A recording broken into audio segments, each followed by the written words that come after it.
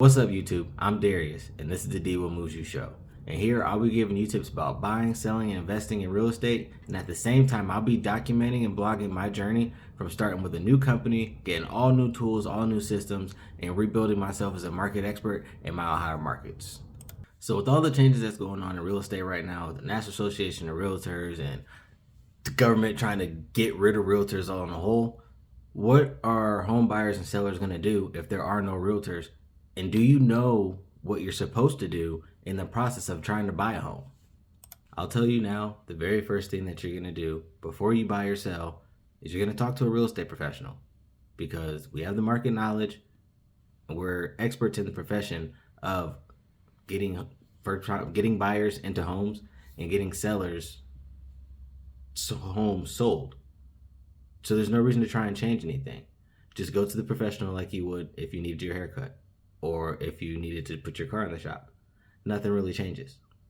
But outside of that, I'm going to give you 8 key takeaways on what you would expect while you're going through the buying process, so that when you get to that point, you'll be ready. So I'm going to preface it again by saying, talk to a real estate professional. I'll put all my information in the description below. But find someone that you know, like, and trust, and call them and ask them these questions. So that way, when you try to buy your house, you know you're not going to be steered wrong. So, tip number 1, without all the prefaces, is again, talk to a real estate professional, because with everything that's going on, most agents, most brokerages have already turned the curve. They're already prepared, and we know how we're going to continue our businesses to make sure that we can still make sure that we represent our clients, buyers and sellers alike. Sellers can take care of their things, and buyers don't have to worry about coming out of pocket and paying a commission. This is going to be a conversation that you have. There's going to be new buyer agency conversations that are going to be presented. If you meet with a realtor and you don't get that from them in the first couple conversations, you might want to ask them yourself. But it's already been covered. So step number 1, call a realtor. Step number 2 is get pre-approved. Now, after you call your realtor, they're probably going to have some good lenders that they've worked with before that are prepared, knowledgeable, and ready to go with whatever your situation is. I don't think that any 2 mortgage lenders are the same. And with that, I know, depending on the phone call that I get, I know this buyer might want to go here, or this buyer might want to go here. But step number 2 is always going to be get pre-approved. Step number 3, this is where the fun starts. Now you can get outside, meet with your realtor, talk about what you want to see, and then go get out there in the field and start looking at houses. Look at the bedrooms, look at the bathrooms, think about the things that you want, things that you don't want, what school neighborhoods you might want to be in. Don't just dive into it. Really look at what's going to be important for you for at least the next 10 years. And while you're searching, don't be afraid to use numerous different sites to do your looking, because no 2 real estate sites are built the same. My personal website is different from Zillow, which is different from Realtor.com. So no matter what you do, just make sure you use as many tools as possible to see the market as broadly as possible. So your 4th step, after you found the home that you want, that you think that you like, and you want to make a move on it, is you want to submit your offer. Submit your offer, you'll be able to negotiate the terms and conditions that you would like to see. How much you want to pay for it, your earnest money, do you want to have a home inspection, is there certain things around the house that you would like the seller to take care of for you before you'd want to move forward. There's a lot of things that you can negotiate in your initial offer, but talk to your realtor about it, because depending on your situation, some things might want to be moved around, but your realtor at that time is going to be able to best help you in that situation. So after you made your offer, you got it accepted, you got your time, you did your negotiations, now you got your time to take care of your contingencies. Get your home inspections taken care of, do your appraisals. Now in my state, once you have your home inspection, you have 72 hours to get your report back, go over it, see if there's anything that you want to talk to the seller about, and then get it back in. But that can vary from state to state. Step 6, and we're winding down, and at this point, it's going to get real quiet. But at the same time, there's going to be a lot of moving around, and no one's going to know what's going on. We're in escrow. The title company's doing one thing, the lender's doing another thing. Your real estate professional is probably on top of both of them, trying to figure out what is going on both sides. So that way, when you call asking what the heck, They already got the answer for you. That's another reason why it's so important that when you do buy or sell a house, you have someone in your corner to take care of these things.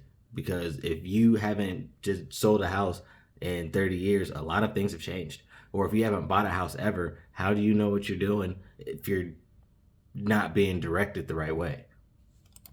Step 7 leads us into finalizing the documents. You might be getting close to hearing what we call the magical words, clear to close. That means the lender has everything they need, the title company has everything they need, and at this point, all we need is the title company to balance everything out. We can get you some keys.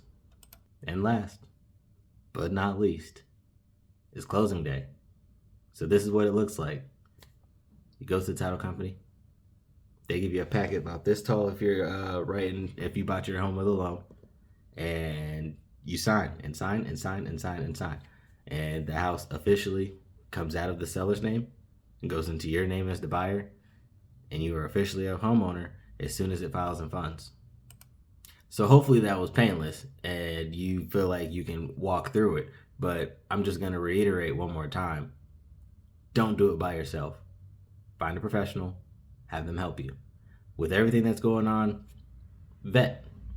And at the same time, interview numerous realtors and find out who's going to be the best fit for you.